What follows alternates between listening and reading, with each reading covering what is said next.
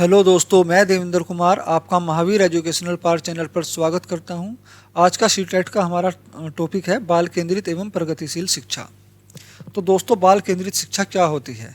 बाल केंद्रित शिक्षा वह शिक्षा होती है जिसमें विषय वस्तु, पाठ्य पुस्तक, पाठ्य सामग्री, शिक्षण पद्धति जो है बच्चे की उम्र, बच्चे की क्षमता, बच्चे की ग्रहण शक्ति के अनुसार हो, वह बाल केंद्रित शिक्षा कहलाती है।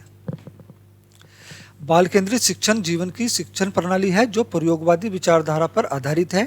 यह पूर्णतः मनोवैज्ञानिक है। इसमें बालक को केंद्र बिंदु में रखते हुए शिक्षा नीति बनाई जाती है।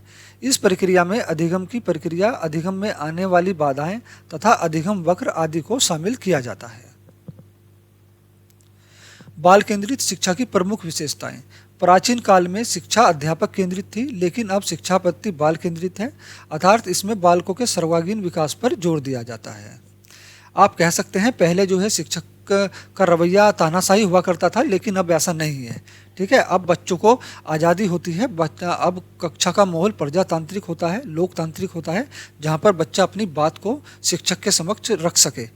ठीक है, बाल केंद्रित शिक्षा में बच्चों की रुचि, ज्ञान व क्षमताओं, अभिवृद्धि के आदि के अनुसार शिक्षा दी जाती है। इससे बालक का शिक्षा स्तर बढ़ जाता है तथा शिक्षण रुचिकर हो जाता है, जिसे प्रगतिशील शिक्षा कहते हैं। देखिए, बाल केंद्रित शिक्षा में जो बच्चों को ज्ञान दिया जाता है, अधिगम कराया जाता है, वो बच्चों की रुचि, उनकी ज्ञान, उनकी क्षमता, उनकी योग्यता के अनुसार दिया जाता है। ठीक है, इसीलिए इसको बाल केंद्रित शिक्षा कहते हैं। अगला पॉइंट है हमारा, प्रगतिशील शिक्षा में करके सीखने पर जोर दिया जाता है। बच्चे खुद करके सीखें। ठीक है, जब करके सीखेंगे तो अधिगम स्थायी होगा।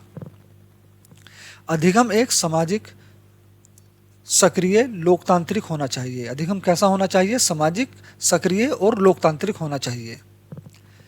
प्रगतिशील शिक्षा में बच्चा समाधानकर्ता बने। समाधानकर्ता का मतलब होता है कि बच्चा किसी भी समस्या का समाधान खुद करके जो है उसका समाधान करे, खुद करके सीखे। शिक्षक ये केवल बच्चे का मार्गदर्शन करे, बाकी बीच में उसकी कोई खास हेल्प ना करे, उसका बच्चे का सिर्फ मार्गदर्शन करे। बच्चा अपनी समस्या का समाधान खुद करेगा। ठीक है, अगला पॉइंट है, बाल केंद्रित शिक्षा में शिक्षा का केंद्र बालक या शिक्षार्थी होता है। प्रत्येक बालक पर अलग से व्यक्तिगत ध्यान दिया जाता है।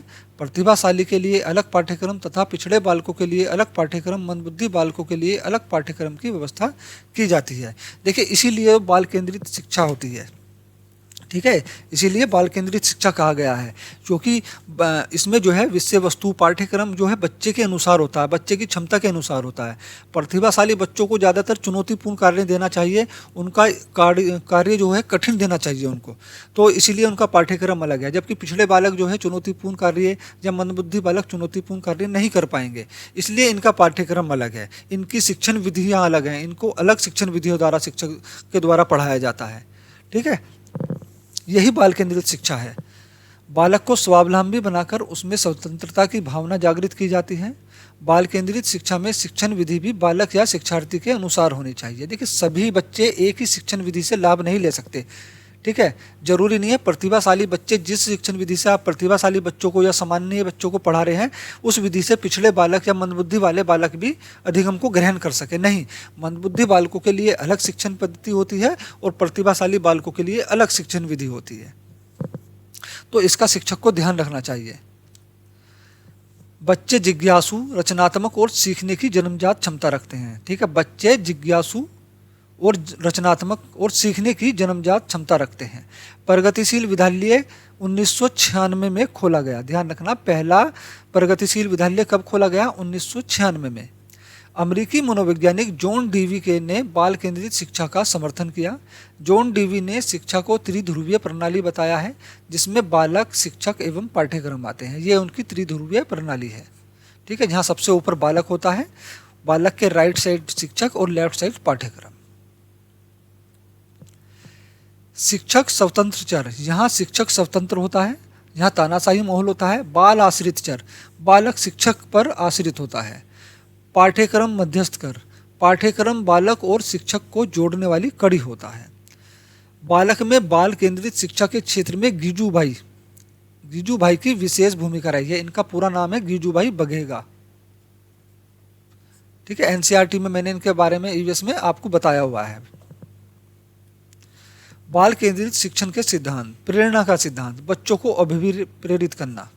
तो अधिगम के दौरान बच्चों को अभिप्रेरित कैसे करें? अगर बच्चा अधिगम के दौरान अभिप्रेरित नहीं है तो वो अधिगम को ग्रहण नहीं कर पाएगा।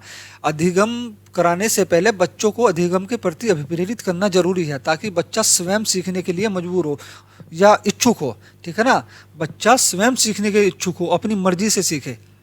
जब बच्चा अभिप्रेरित होकर किसी अधिगम को ग्रहण करेगा तो उसका अधिगम स्थायी होगा।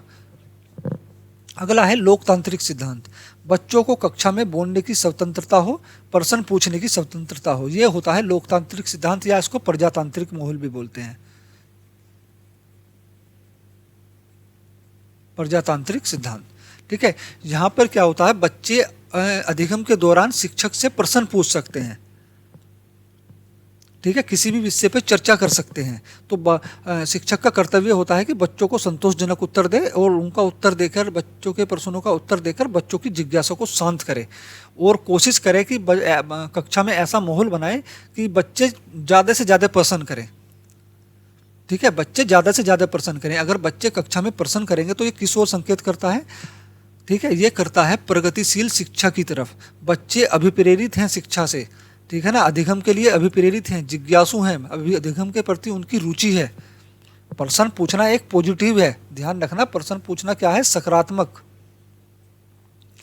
सकारात्मक है। अगर एक बच्चा कक्षा में बीच बीच में शिक्षक से प्रश्न पूछता है तो ये सकारात्मक है, वो अधिगम के प्रति अभिप्रेरित है, रुचिकर है। ठीक। अगला है सर्वांगीण विकास का सिद्धांत, शिक्षार्थी के सभी पक्षों का विकास हो। शिक्षार्थी के शारीरिक विकास, मानसिक विकास, संवेगात्मक विकास, हर तरह से जो है विकास हो, सर्वांगीण विकास कहते हैं इसको।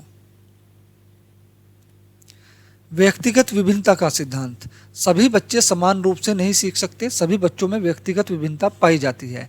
मैंने व्यक्तिगत विभिन्नता का सीटेट का अलग से टॉपिक बनाया हुआ है। अगर आपने मेरी वह वीडियो नहीं देखी तो मैं डिस्क्रिप्शन में उसका लिंक डाल दूंगा, आप वहां पर जाकर देख सकते हैं। देखिए, व्यक्तिगत विभिन्नता क्या होती है? सभी व्यक्ति, पूरे विश्व के सभी व्यक्ति किसी न किसी रूप से एक दूसरे से भिन्न होते हैं, अलग होते हैं। वे कभी भी समान रूप से एक नहीं होते, भले ही वो जुड़वा क्यों ना हो। अगर वे जुड़वा भी हैं तो भी वे एक दूसरे से अलग होंगे।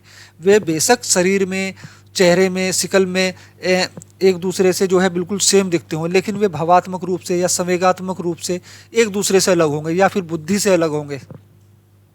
ठीक है ना। व्यक्तिगत विभिन्नता होती ही यह है कि दो व्यक्ति कभी एक जैसे हो ही नहीं सकते। ठीक है, एक जैसे का मतलब हमशक्ल होने से नहीं है। दो व्यक्ति हमशक्ल हो सकते हैं लेकिन एक जैसे नहीं हो सकते। एक जैसे का मतलब है वे किसी न किसी रूप में, भावात्मक रूप में, संवेगात्मक रूप में, किसी न किसी रूप में, बुद्धि में अलग होंगे एक दूसरे से। ठीक है ना। किसी में भाव ज़्यादा होगा, किसी में भाव कम होगा, किसी को क्रोध जल्दी आ जाएगा, किसी को क्रोध बिल्कुल भी नहीं आएगा, तो वो किसी न किसी रूप में अलग होंगे। यही व्यक्तिगत विभिन्नता का सिद्धांत है। तो यहाँ जो है सभी बच्चों में व्यक्तिगत विभिन्नता पाई जाती है, शिक्षक को इसका ध्यान रखना चाहिए। व्यक्तिगत विभिन्नता, कोई बच्चा जल्दी सीख सकता है, कोई बच्चा सामान्य तौर पर सीखेगा, कोई बच्चा देर से सीखेगा, कोई बच्चा उससे भी ज़्यादा देर से सीखेगा। यह व्यक्तिगत विभिन्नता है, ना कि बच्चे की कोई कमी। ठीक है, ये सभी व्यक्तियों में पाई जाती है व्यक्तिगत विभिन्नता। तो सभी बच्चे समान रूप से नहीं सीख सकते कि आपने कोई चीज़ पढ़ाई और पूरी क्लास उसको समान रूप से सीखेगी। ठीक है, नहीं, कोई बच्चा ज़्यादा सीखेगा, कोई कम सीखेगा, कोई और उससे ज़्यादा सीखेगा, और कोई बच्चा उससे भी कम सीखेगा। ठीक है, ये व्यक्तिगत विभिन्नता होती है। रुचि का सिद्धांत, विषय वस्तु के प्रति रुचि होने पर शिक्षार्थी प्रभावी अधिगम करता है। जब बच्चे में जो है विषय वस्तु के प्रति रुचि होगी, विषय वस्तु के प्रति या पाठ के प्रति उसके प्रति रुचि होगी, तो अधिगम कैसा होगा? अधिगम बिल्कुल प्रभावशाली होगा, मजबूत होगा, बिल्कुल एकदम। ठीक है ना। तो रुचिकर बनाने के लिए शिक्षक को क्या करना चाहिए? अधिगम रुचिकर बनाने के लिए शिक्षक को जो है बच्चे के पूर्व ज्ञान से जोड़कर पढ़ाना चाहिए। अगर बच्चे को कोई भी नया ज्ञान देना चाह रहा है शिक्षक, तो वो डायरेक्ट ना दे, उसके पूर्व ज्ञान से जोड़कर पढ़ाए। जब बच्चे के पूर्व ज्ञान से जोड़कर शिक्षक पढ़ाएगा तो बच्चे की उसके प्रति रुचि उत्पन्न होगी। अगला है चयन का सिद्धांत, योग्यता के अनुरूप विषय वस्तु का चयन हो। योग्यता मतलब बच्चे की क्षमता, ग्रहण शक्ति, उसके अनुसार जो है विषय वस्तु का चयन होना चाहिए। बाल केंद्रित शिक्षा में शिक्षक की भूमिका।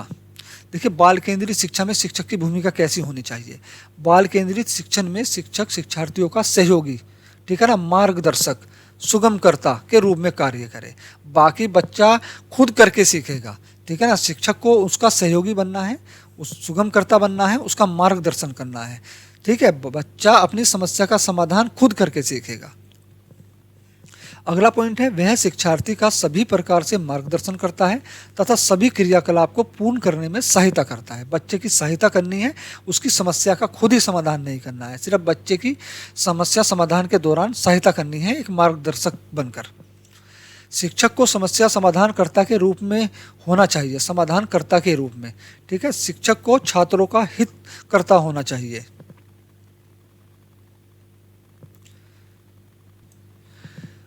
जो चीज छात्रों की समझ या क्षमता से परे है उन्हें पाठ्यक्रम में शामिल नहीं करना चाहिए। इससे बच्चे में जो है रुचि उत्पन्न नहीं होगी, ना ही जिज्ञासा होगी, ना ही बच्चा अधिगम के लिए अभिप्रेरित होगा। तो ध्यान रखना, जिस भी विषय वस्तु के प्रति जो है छात्र की रुचि नहीं है तो उसको पाठ्यक्रम में शामिल नहीं करना चाहिए एक शिक्षक को। ठीक है, सीटेट का आज का टॉपिक हमारा दोस्तों यहीं पर समाप्त होता है। अगर आपको वीडियो पसंद आई हो तो प्लीज़ वीडियो को लाइक, चैनल को सब्सक्राइब जरूर करें और साथ में बेल आइकन भी प्रेस कर लें। वीडियो देखने के लिए धन्यवाद।